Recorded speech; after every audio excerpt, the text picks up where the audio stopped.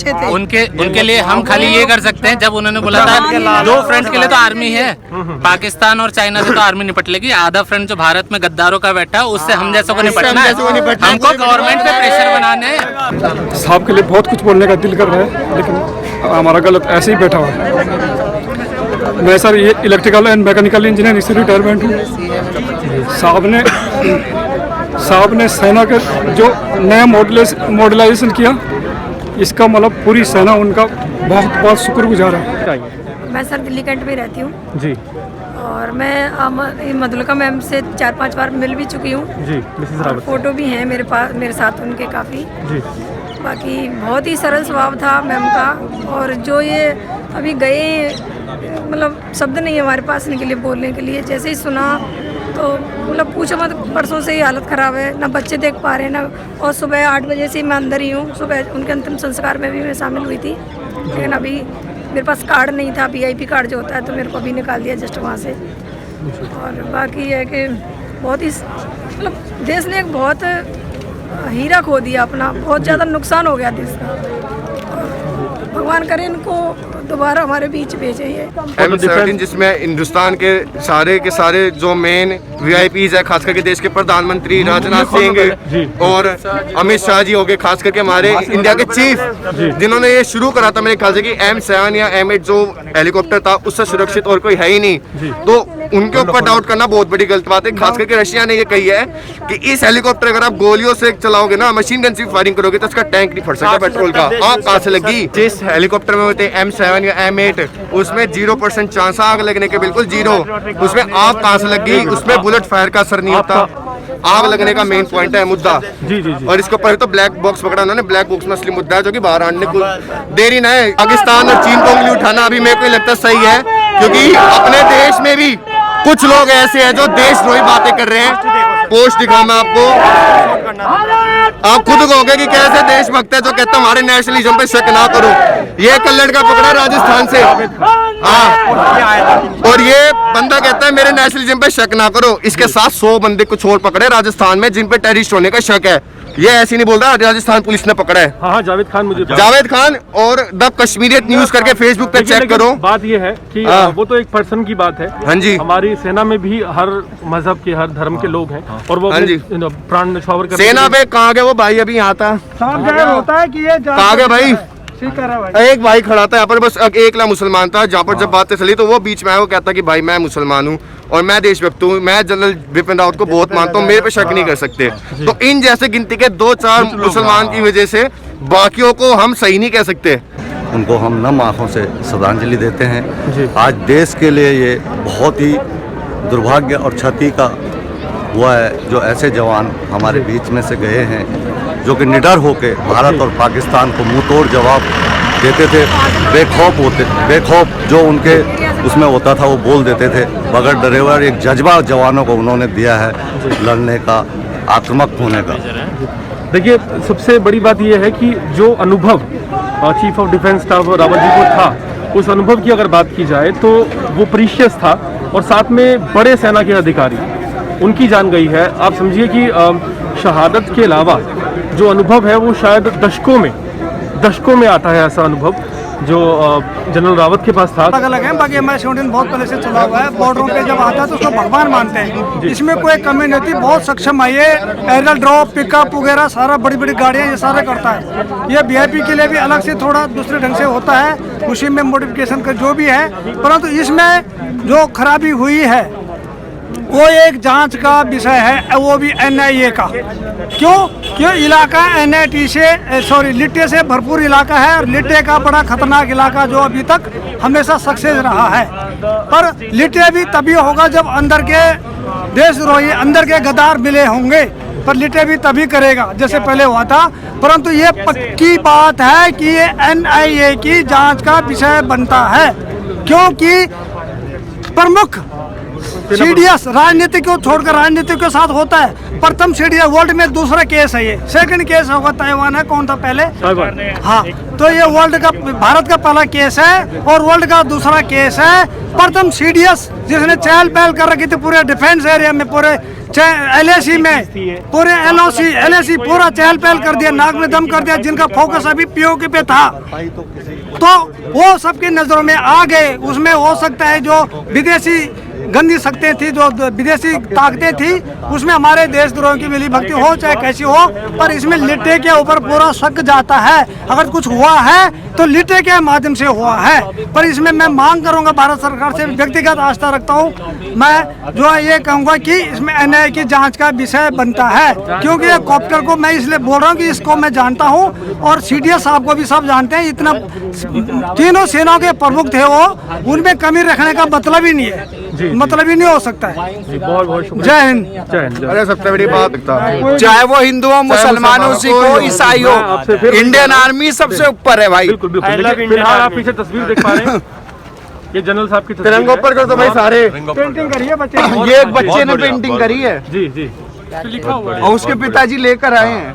जी जी, ये इनके बच्चे ने पेंटिंग की। 11वीं में पढ़ता है। इतना प्यार है हमने बच्चे का, इतना प्यार है किसी के नहीं देखा होगा। क्या नाम है आपका? मनु कुमार पांडे जी। मनु कुमार जी, किसने बनाई है ये पेंटिंग? ये हमारे लड़के ने बनाए हैं। कितने साल बहुत का? बढ़िया, ताली बजाओ सारे। विक्की नाम है बच्चे का। 17 साल के लड़के हैं, 17 साल के लड़के हैं। विक्की नाम है इनका। जी जी जी।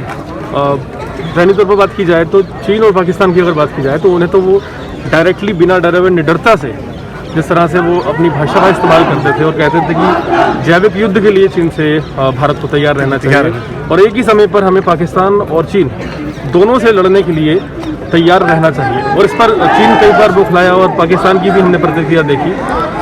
चीन की तो है ही है, ये तो रावत जी का एक अपना जो स्टैंड वो लेते थे, उसमें उनको पता था कि चीन को भी पाकिस्तान को भी हम इंडिया से पार नहीं पाएंगे जी, तो इसलिए वो बौखलाए हुए थे। और देखो अभी हादसा हो गया, हो सकता है आने वाले टाइम में कुछ और भी हमारे देश सुरक्षित हाथों में और रहता, और जो भी कमियां थी हो सकता है वो सारी पूरी होती। अब देखो सरकार है, हमारे सुप्रीम जो हमारे प्रधानमंत्री जी है वो भी काफ़ी, उनका भी बहुत देश का जी। इस समय हम प्रधानमंत्री जी को भी देख रहे हैं, वो भी काफ़ी ज़्यादा भावुक नजर आ रहे हैं, और जाहिर है कि बहुत बड़ा लॉस है एक चीफ ऑफ डिफेंस स्टाफ का चले जाना, और वो भी जो हमने पहले नियुक्त किए थे, ताकि जल सेना, थल सेना और वायु सेना, उनके एक प्रमुख का जाना एक देश की बड़ी क्षति है। क्या कहना चाहिए? सबसे पहले तो जो शहीद हुए हैं जी, चीफ डिफेंस जो CDS बिपिन रावत जी और उनके साथ जितने भी जवान शहीद हैं, उनको श्रद्धांजलि देने यहाँ पे देश से, दिल्ली से पूरे लोग आए हुए हैं। उनको हम नम आँखों से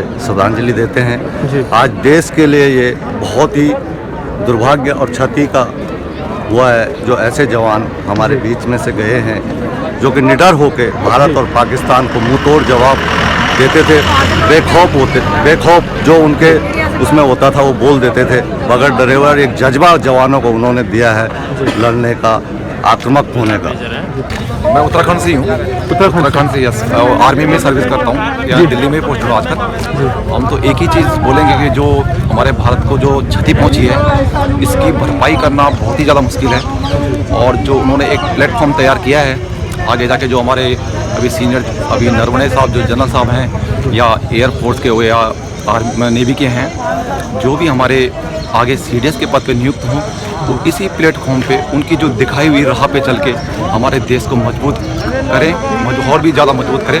और उन्होंने जो हमें कर्तव्य निष्ठा एक सिखाई है, उसको पूरा देश आज सैल्यूट करता है। और नम आँखों से आज जितनी भी भीड़ पूरे दिल्ली में जितनी भी भीड़ थी, उनके जो अंतिम यात्रा पे जो जितनी भी भीड़ थी, उससे पूरे देश को, पूरी दुनिया को अंदाज़ा हो गया होगा कि इंडियन आर्मी जिस पद पे थे वो कितने मजबूत एक इंडियन आर्मी को लेकर चल रहे थे, और देश को कितना मजबूत हाथों में उन्होंने पहुंचा दिया था। जय हिंद, जय भारत। जय। देखिए यहाँ पर तमाम लोग जुड़ रहे हैं जो कहीं ना कहीं श्रद्धांजलि देने पहुँचे हैं, और तमाम बैनर लिए हुए CDS जनरल बिपिन रावत जी अमर रहें, श्रीमती मधुकला रावत अमर रहें। देखिए दुख तो वाकई बहुत गहरा है, और ऐसे में कहाँ से आए आप? सर मैं दिल्ली कैंट से आया हूँ। दिल्ली कैंट से आए, और CDS साहब जैसे दोबारा कोई नहीं हो सकता। सभी लोगों के मन में CDS साहब हैं, तभी लोग अपनी मर्ज़ी से यहाँ आए कि कोई किसी के पॉलिटिक्स, कोई किसी को यहाँ लेकर नहीं आया है, सब अपनी मर्ज़ी से लेकर आए। और सभी लोग इंडियन आर्मी से ज़्यादा प्यार करते हैं और अपने मन से ही यहाँ आए हैं, उनको आखिरी बार देखना चाहते हैं और अपने देश से प्यार करते हैं। जो ये हुआ, किसी ने सोचा नहीं था कि ये इस तरह से हो जाएगा, लेकिन क्या कह सकते हैं सर, लेकिन हम अपने देश के CDS से प्यार करते हैं सर। जी, थैंक यू सो मच। देखिए तमाम लोग आप देख पा रहे हैं यहाँ पर मौजूद हैं। और आपका नाम बताएं। मेरा नाम रणवीर सिंह है, रणवीर सिंह, हवलदार रणवीर सिंह, हवलदार रणवीर सिंह जी, जो जनरल साहब हैं, उनके बारे में हम कई लोगों से सुन भी चुके हैं कि बहुत ही खुले दिल के शख्सियत थी और वैसे तो बेबाकी से वो राय रखते थे किसी भी मुद्दे पर। खासकर देश के दुश्मनों की अगर बात की जाए तो उनके लिए उनका कड़ा रुख था हमेशा। उनका सर ऐसा है कि मतलब उनका बॉर्डर पे जितने भी दुश्मनों ने अतिक्रमण करने की कोशिश किया, चाहे हमारे जो है अंदर आकर के उन्होंने जो है अच्छे माहौल को ख़राब करने की कोशिश किया, हमेशा उनका फोकस जो है इस तरफ रहता था कि मतलब हमारी तरफ कोई आंख नहीं उठाना चाहिए। अगर कोई आंख उठा रहा है तो उसकी आंख उसी समय निकालने की दम रखना चाहिए इंडियन आर्मी को। जी, इंडियन आर्मी को उन्होंने टेक्निक साइड से इतना आगे तक पहुंचाया, इतना तगड़ा मॉडलाइजेशन किया इंडियन आर्मी के लिए, ऐसा कोई जनरल नहीं कर सकते हैं। और अगर करेंगे तो इसकी मतलब बहुत टाइम लगेगा ऐसे मतलब इंसान मिलने के लिए। जनरल रावत के बारे में कोई ऐसी बात बताएं जिससे आपको बहुत ज़्यादा मोटिवेशन मिला। जनरल रावत साहब से हमें ये मोटिवेशन मिला कि मतलब अपने आप को मजबूती रखना चाहिए, जितना मजबूत हो सके उतना मजबूत रखना चाहिए आपको। जी, आपकी तरफ आप जो है किसी के प्रति मतलब गलत भावना नहीं होनी चाहिए और अपने दिल से अपना जितनी कार्य क्षमता आपके अंदर है और जितनी ईमानदारी आपके अंदर है वो दिखानी चाहिए। अगर आपके अंदर टैलेंट है तो टैलेंट दिखाना चाहिए, न कि उसको छुपाना चाहिए। और उन्होंने नई पीढ़ी से हमेशा यही वो किया, मतलब आस रखी कि तुम जो है जो भी तुम्हारे अंदर टैलेंट है वो बाहर आके दिखाओ, और ताकि इंडियन आर्मी में आगे और भी अच्छा मतलब आगे तक पहुँचे इंडियन आर्मी। आज हमारा इंडियन आर्मी जो है पूरे वर्ल्ड के अंदर काफ़ी आगे तक पहुँच चुकी है, जो कि अमेरिकन आर्मी को टक्कर देती है। जी, तो हमें शायद साहब का जैसे मिलना बहुत मुश्किल है। जी, आगे सर देखिए बहुत ही बड़ा ये दुख है, इसको शब्दों में बयान करना वाकई पॉसिबल नहीं है। सर, हमारा जितने भी लोग यहाँ पर देखिए, बड़ा दुर्भाग्य है सर इंडियन आर्मी का कि जो हमें जो है इतना मतलब जिनकी कोई भरपाई नहीं हो सकती है। जी, और मैं उत्तराखंड से हूँ सर। उत्तराखंड की तो ईट गट्टी मतलब टूट चुकी है सर। क्या नाम है आपका? अनन्या, मेरा नाम है अनन्या। कहाँ से आई? मैं यहीं पास से आई हूँ, लेकिन थोड़ा लेट हो गया पहुँचने में। जी जी जी। हाँ जी, मैं एक्चुअली सुबह जाने वाली थी वहाँ पे उनके घर, बट कुछ कारणों से मैं नहीं जा पाई, पर किसी तरह रो के धो कर के घर से लौट के यहाँ आई हूँ अंतिम विदाई के लिए। बट वही है कि यहाँ पे भी अंदर जाने नहीं दिया जा रहा, तो उस बात का एक्चुअल में काफ़ी दुख है। जी, और जनरल बिपिन रावत सर जो है ऑब्वियसली वो हम सबके दिलों में है, वो अमर है एक तरीके से, अब तो अमर हो चुके हैं। हम उन्हें कभी भी ये नहीं मान सकते कि वो मर गए या ऐसा कुछ, शहीद हो गए बेसिकली वर्ड यूज़ किया जाए तो, पर वो हमारे दिलों में अभी भी अमर है। जनरल रावत ने जो कुछ ऐसे फैसले लिए जिसे हम लोग समझते हैं कि शायद ही कोई और ले पाता, और कड़े डिसीजन के लिए वो हमेशा जाने जाते थे। हाँ जी, और ऐसे में समझिए उनके साथ अचानक ये हादसा पेश आता है, और कहीं ना कहीं लोग दावे बहुत से कर रहे हैं कि कहीं साजिश भी हो सकती है, कुछ और भी हो सकता है। देखिए, बिना प्रॉपर रीज़न जाने किसी पे भी दावे ठोकना या कुछ भी बात करना ये बहुत गलत है। किसी भी निर्णय पे बिना रीज़न डाले पहुंचना ये बहुत गलत है, और ये चीज़ तो मैंने ऑब्जर्व भी की है। मैं खुद मीडिया फील्ड से बिलोंग करती हूँ, तो मैं ये चीज़ें जानती हूँ कि काफ़ी लोग चीज़ें अज्यूम करके कुछ भी बोल देते हैं और उसे वायरल कर दिया जाता है, जो कि एक्चुअल में गलत है।